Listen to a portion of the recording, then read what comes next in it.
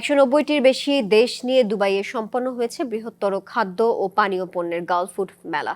এবার দুটি ভেন্যুতে প্রায় 8,500 ব্যবসা প্রতিষ্ঠান অংশ নিয়েছে।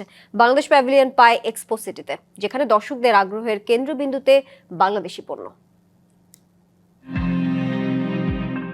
মধ্যপ্রাচ্যের দেশ সংযুক্ত আরব আমিরাত, ব্যবসা বাণিজ্যের হাব এই দেশটির Dubai.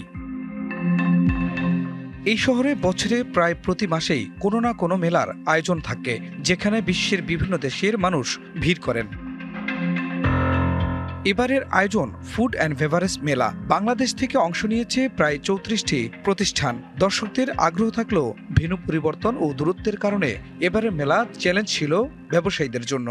Action manufacturing for the soy sauce, noodle, and a lot of the vegetable canned food in China. আমরা বাংলাদেশে মোটামুটি ভালো করি, ভালো সাড়াও পাচ্ছি।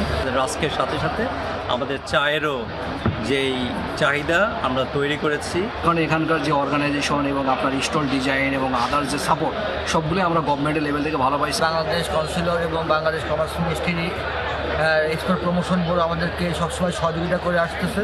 দেশের স্টলগুলোতে প্রক্রিয়াজাত ও হিমায়িত খাদ্যপণ্য, স্ন্যাক্স, মশলা, চাল ও কৃষিভিত্তিক পণ্য স্থান পেয়েছে। মেলায় আগত দর্শনার্থী, ক্রেতা, বিপণনকারী, পাইকারি ও খুচরা প্রতিনিধিদের সঙ্গে মতবিনিময় করে বাংলাদেশি প্রতিষ্ঠানগুলো।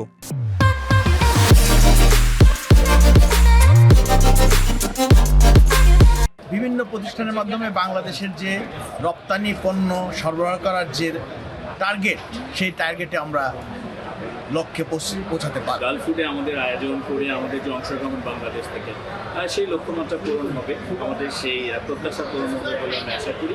এখানে অন্যান্য দেশের যারা আছেন তাদের সাথে একটা মিথস্ক্রিয়ার মাধ্যমে এবং মতবিনিময়ের মাধ্যমে এই খাতকে আরো এগিয়ে নিতে আমাদের যারা এসছেন তারা সমর্থ হবে। বাংলাদেশে কৃষি ও প্রক্রিয়াজাত খাদ্যপণ্য বিশ্বের 150টি দেশে রপ্তানি হয়। আন্তর্জাতিক এই মেলার মাধ্যমে বৈশ্বিক রপ্তানির সুযোগ বৃদ্ধির আশা রাষ্ট্রদূতের। তবে বিদেশি ক্রেতা টানতে পণ্যের বৈচিত্র্য আনার পরামর্শ রাষ্ট্রদূতের। লোকাল কমিউনিটিকে টার্গেট করে কিছু প্রোডাক্ট রাখতে পারি, যাতে করে আমরা এটা ধীরে ধীরে পৃথিবীর বিভিন্ন দেশের কমিউনিটিতে আমাদের প্রোডাক্টটা নিয়ে যেতে পারি। 3 দিন ব্যাপী এই মেলার উদ্বোধনী দিনে বাংলাদেশ প্যাভিলিয়ন এর উদ্বোধনী অনুষ্ঠানে উপস্থিত ছিলেন কনসাল জেনারেল মোহাম্মদ রাশেদুজ্জামান, বাণিজ্য মন্ত্রণালয়ের সহকারী সচিব মোহাম্মদ আব্দুল কাদের সহ বাংলাদেশ মিশনের অন্যান্য কর্মকর্তারা।